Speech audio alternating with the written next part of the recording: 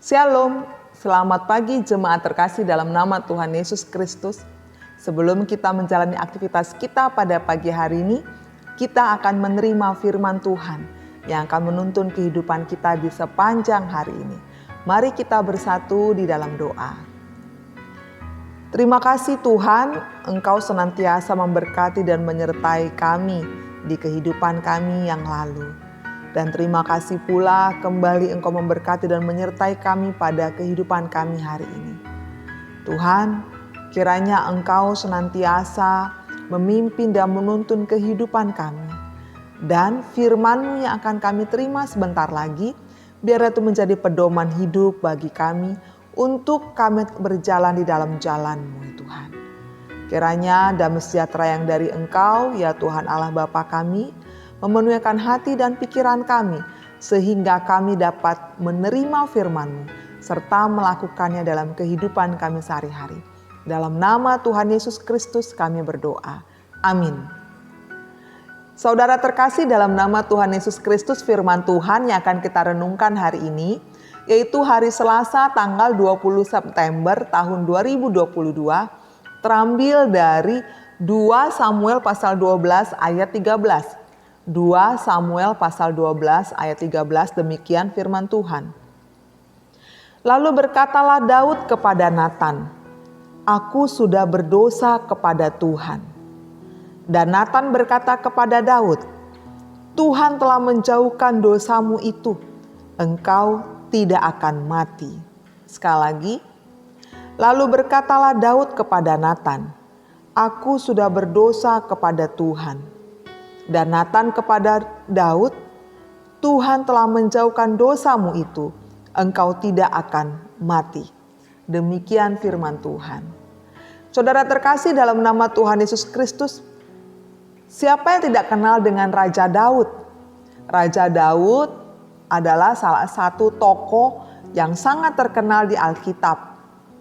Dia adalah raja kedua di tengah bangsa Israel. Dia dipilih oleh Allah menjadi Raja Israel ketika dia masih sangat muda atau masih remaja. Saat itu dia masih menggembalakan akan domba-dombanya. Tapi yang paling terkenal dari tindakannya Daud adalah ketika dia melawan Goliat. Daud yang masih kemerah-merahan atau masih remaja itu bisa mengalahkan Goliat, seorang raksasa dari suku Filistin. Banyak yang takut pada Goliat, tapi Daud dia tidak takut karena dia percaya Tuhan bersama dengannya. Daud adalah orang yang sangat dikasihi oleh Tuhan. Daud juga adalah seorang yang sangat takut dan penuh kasih kepada Tuhan.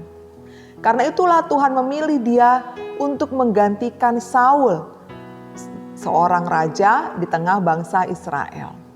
Akan tetapi suatu ketika si Daud telah menjadi raja, ada satu dosa yang dilakukan oleh Daud, di mana dia berzina pada Batseba, yaitu seorang istri dari panglimanya sendiri yang bernama Uria.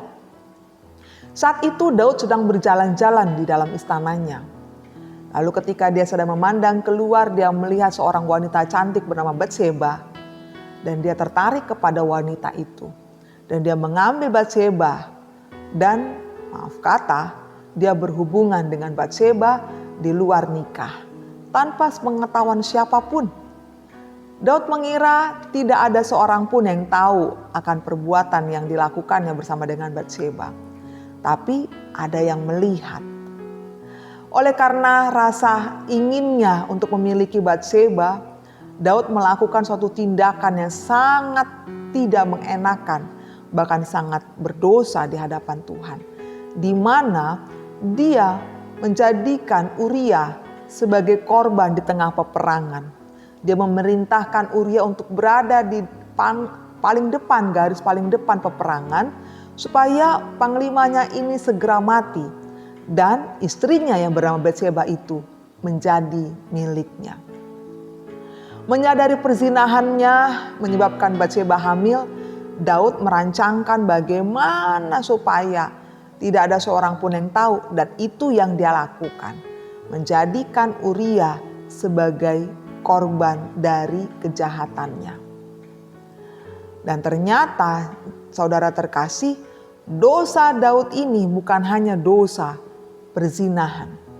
Dosa ini pun bertambah menjadi dosa manipulasi, bahkan pembunuhan. Ini tentu adalah dosa yang sangat serius dan selayaknya Daud mendapatkan hukuman mati. Allah membenci yang namanya dosa. Allah tidak akan membiarkan orang-orang pilihannya itu hidup dalam dosa. Itu sebabnya Allah mengutus Nabi Natan kepada Daud. Allah memakai Nabi Natan untuk menegur Daud, menyadarkan Daud akan dosanya. Ia memberikan teguran kepada Daud agar Daud bertobat dan kembali kepada jalan Tuhan. Sekalipun tidak ada yang tahu dosa yang telah mereka lakukan itu, namun mata Tuhan tidak pernah lepas memandang kehidupan kita, kehidupan ciptaannya setiap detik, setiap waktu. Begitu cerdik, licik, dan terencana dengan baik apa yang Daud lakukan. Tapi tetap itu terdeteksi oleh Tuhan. Meskipun demikian, apa yang membuat Daud begitu istimewa di mata Tuhan sampai dengan saat ini, yaitu pertobatannya. Cinta kasihnya kepada Tuhan yang tidak pernah luntur. Ketika Tuhan menegur Daud, Daud tidak berkelit. Daud tidak mengatakan, "Oh Tuhan, itu tidak salahku, salah perempuan itu." Atau dia menyalahkan yang lain, atau dia menyalahkan Tuhan mungkin. Tapi Daud tidak melakukan itu. Dia tidak membela diri, tapi dengan rendah hati ia bertobat. Ia menyesali segala dosa-dosanya. Ia memohon pengampunan dari Tuhan. Dia mengakui bahwa ia sudah berdosa kepada Tuhan. Saudara terkasih, ada dua jenis orang di dunia ini, yaitu orang yang bijaksana dan orang yang bebal atau keras kepala atau tinggi hati maupun sombong. Orang bijaksana dan orang bebal atau bodoh sama-sama adalah manusia yang tidak sempurna tentunya. Ini berarti baik orang bijaksana maupun orang bebal tidak terhindar dari yang namanya perbuatan salah. Namun yang membedakan orang yang bijaksana, orang yang rendah hati dengan orang yang bebal, orang yang tinggi hati adalah respon mereka terhadap kesalahan yang telah mereka perbuat. Dari sini kita dapat pelajaran bijaksana dari kisah Raja Daud. Kalau kita ingat bagaimana kebesaran nama Raja Daud, bagaimana dia yang hampir tidak pernah kalah dalam peperangan manapun, dan begitu piawai dalam memimpin dan menyatukan bangsa Israel menjadi kerajaan yang besar pada zamannya itu. Tetapi saat Nabi Natan datang menegur Daud dan menunjukkan dengan jelas dosanya, Daud tanpa berkelit segera menyesal, bertobat dan mengakui dosanya di hadapan Nabi Natan kepada Tuhan. Daud memilih merendahkan hatinya untuk dididik Tuhan melalui teguran Nabi Natan. Dia menerima konsekuensi dari perbuatan atau dosanya bersama dengan Batsyeba. Daud akhirnya dikenang sebagai seorang raja yang memang berdosa tentunya, namun yang mau bertobat dari kesalahannya.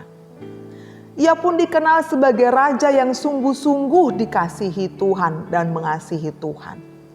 Bahkan Israel dan keturunan Daud masih ada sampai dengan sekarang ini pun karena sesuai dengan janji Tuhan kepada Daud, bahwa keturunan Daud tetap ada di hadapan Tuhan sampai selama-lamanya. Oleh karena kehidupan Daud yang begitu berkenan di hati Tuhan.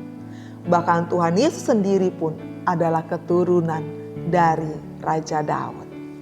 Saudara terkasih, firman Tuhan ini mengajak kita untuk meletakkan segala kehormatan kita, kehebatan kita, pencapaian kita yang dinilai oleh dunia ini luar biasa. Dan marilah kita mengambil pilihan untuk mau merendahkan hati, untuk mau ditegur atau diingatkan, dikoreksi oleh Tuhan, dididik oleh Tuhan. Biarlah kita masuk dalam golongan sebagai orang yang bijaksana, yang rendah hati, yang mau mengaku salah, dan yang mau berubah ketika dididik, ditegur atau dinasehati oleh Tuhan. Ketika dosa atau kesalahan kita itu dikoreksi oleh Tuhan, memang rasanya tidak nyaman. Tapi disitulah kita ditolong semakin dewasa dan berbuah.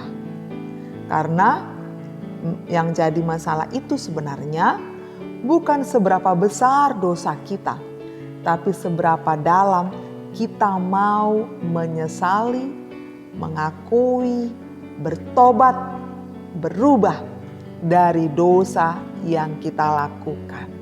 Amin. Mari kita berdoa. Kami bersyukur kepadamu Tuhan atas firman-Mu yang telah kami terima pada pagi hari ini. Kami menyadari ketidaksempurnaan kami, kelemahan kami, kekurangan kami sebagai manusia Tuhan. Tapi kami juga percaya bahwa kasih Tuhan itu besar untuk kami. Engkau senantiasa mengingatkan kami, mengarahkan kami, menuntun kami, mendidik kami di dalam jalan kebenaran-Mu.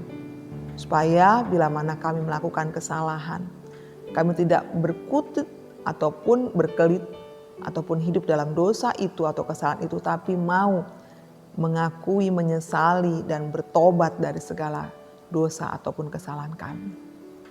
Tuhan, ajarlah kami, didiklah kami, supaya kami semakin dewasa dan berbuah dalam Engkau. Sehingga ketidaksempurnaan kami ini tertutupi oleh kasih-Mu dan pendidikan atau pengajaran-Mu Tuhan. Dan semakin kami menjadi dewasa dan berbuah, maka semakin kami disempurnakan oleh Engkau. Kehidupan kami sepanjang hari ini kami serahkan padamu Tuhan. Biarlah Engkau sendiri yang menuntun kami dalam jalan-Mu, menambahkan kami hikmat kebijaksanaan, supaya kami dapat mengambil keputusan dari sekian banyak pilihan hidup kami untuk tetap berjalan dalam jalannya Tuhan. Terpujilah nama-Mu yang kudus, dalam nama Tuhan Yesus Kristus kami berdoa. Amin. Kasih karunia dari Tuhan Yesus Kristus dan kasih Allah Bapa dan persekutuan Roh Kudus menyertai saudara sekalian. Amin. Kiranya Tuhan senantiasa memberkati dan menyertai kehidupan kita, supaya kita tetap berada dalam jalan kebenarannya Tuhan. Mau dididik dan semakin berbuah di dalam Tuhan. Tuhan memberkati, salam sehat.